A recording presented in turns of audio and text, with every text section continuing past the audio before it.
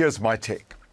This week, the Trump administration explicitly announced its intention to work toward a new bipolar world of technology, carved up between the United States and China.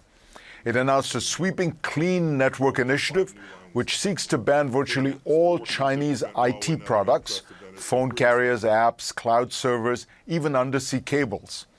Then Trump issued executive orders officially banning the Chinese video app TikTok and the messaging app WeChat from operating in the U.S. unless they are sold by mid-September.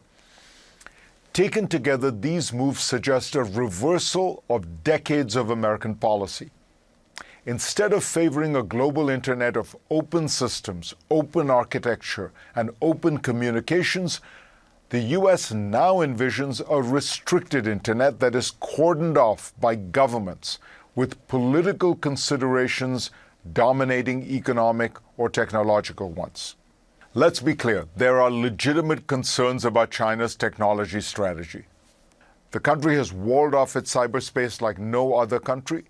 The government can force any Chinese company to hand over data, and it routinely engages in international espionage to steal intellectual property, technology, and data from other countries. In 2018, ByteDance, the Chinese company that owns TikTok, was forced to shutter a different app.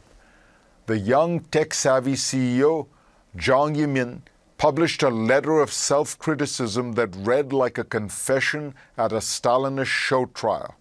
Quote, "I profoundly reflect on the fact that a deep-level cause of the recent problems in my company is a weak understanding and implementation of the four consciousnesses of Xi Jinping.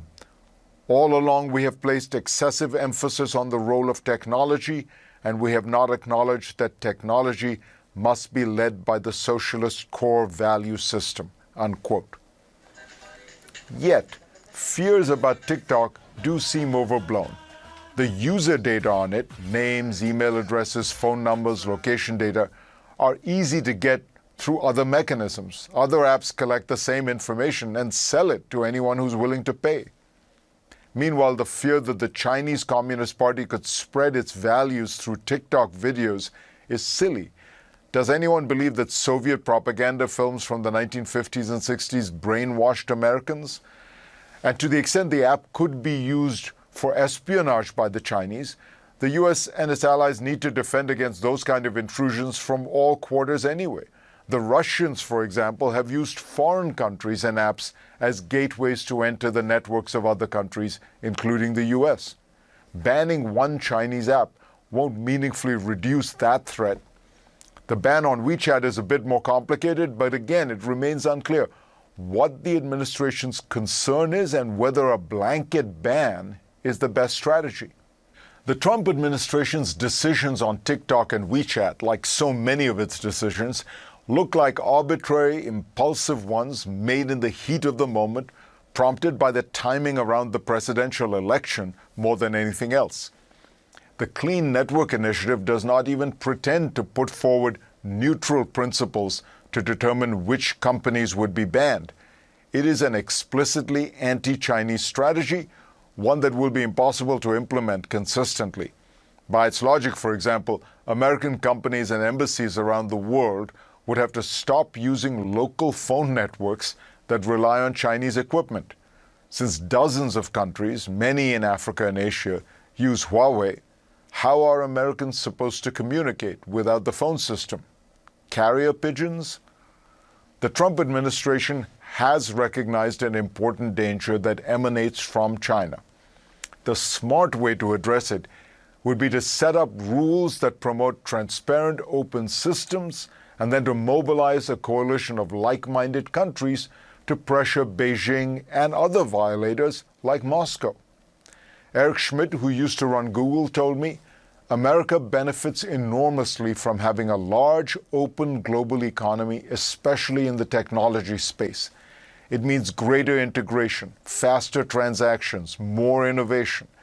If all this starts eroding, we will face unknown and potentially huge consequences. Already we can see that the United States' new approach has had an effect.